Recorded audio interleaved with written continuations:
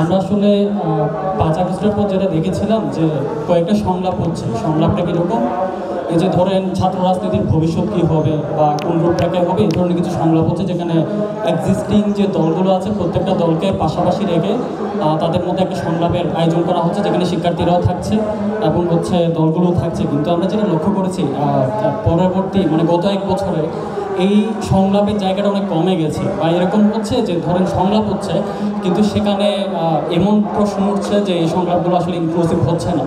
তো আমার আসলে এই জায়গায় একটা প্রশ্ন আর কি, যে এভাবে সব দলকে যদি আমরা পাশাপাশি না রেখে একটা সংলাপের দিকে যাই, আসলে সংলাপটা কতটুকু ফ্রুটফুল হবে এবং সেটা কতটুকু সংস্কার নিয়ে আসতে পারে আর কি, এই ব্যাপারটা নিয়ে আমাদের একটু কথা বলা দরকার। আর আরেকটা জায়গায় আমাদের খুবই ফোকাস করা দরকার, সেটা হচ্ছে আমাদের পলিটিক্যাল কালচার নিয়ে। আমাদের পলিটিক্যাল কালচারে তো বিন্দুমাত্র পরিবর্তন আমরা আসলে লক্ষ্য করতে পারছি না। যেটা আমরা আগে দেখেছি স্টিল বহাল তবিয়ত টিকে আছে, এবং সেই জায়গা থেকে আমরা সহযোগিতামূলক রাজনীতির দিকে আগাতে পারছি না, যেখানে দেখা যাচ্ছে যে বেশিং পলিটিক্সটা খুবই প্রমিনেন্ট আকারে থেকে যাচ্ছে আর কি। এবং আমরা যেটা দেখতে পাচ্ছি যে ট্যাগিং কালচারটাও থেকে যাচ্ছে। এই যে ধরেন আমি যদি কিছু একটা বলি, আপনার মতের সাথে যদি সেটা বিরোধ হয়, তাহলে আপনি আমাকে প্রো পাকিস্তানি ট্যাগ দিয়ে দিচ্ছেন, অথবা আপনার মতের সাথে যদি আমারটা বিরোধ হয়, আমি আপনাকে শাহবাগী ট্যাগ দিয়ে দিচ্ছি। এই যে ট্যাগিং কালচারটা স্টিল থেকে গেছে, সেই জায়গা থেকে যে আমরা বের হতে পারছি না, সে জায়গায় আমাদের একটু রিফরমেশনের দিকে নজর দেওয়া যেতে পারে।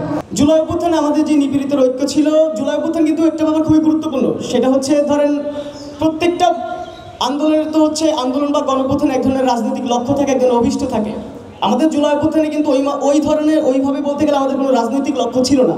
আমরা শুরু করেছি একটা কোটা আন্দোলনের, কোটা সংস্কারের দাবিতে। সেই জায়গা থেকে জনগণের অবজেক্টিভ রিয়ালিটি ছিল, জনগণ দীর্ঘদিন ধরে নিষ্পেষিত হচ্ছিল, ফলে সেই জায়গা থেকে জনগণ মোমেন্টাম আমাদের 8ম প্রস্তাবনা আবাসিক রাজনীতি ও নিরাপত্তা।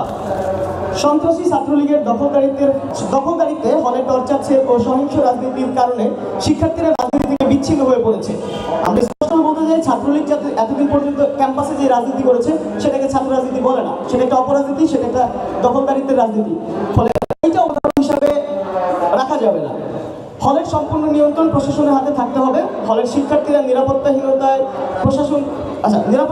দায়, হলের শিক্ষার্থীরা যদি নিরাপত্তাহীনতা ফিল করেন, অনুভব করেন, তাহলে সেটার দায় সম্পূর্ণ প্রশাসনকে নিতে হবে।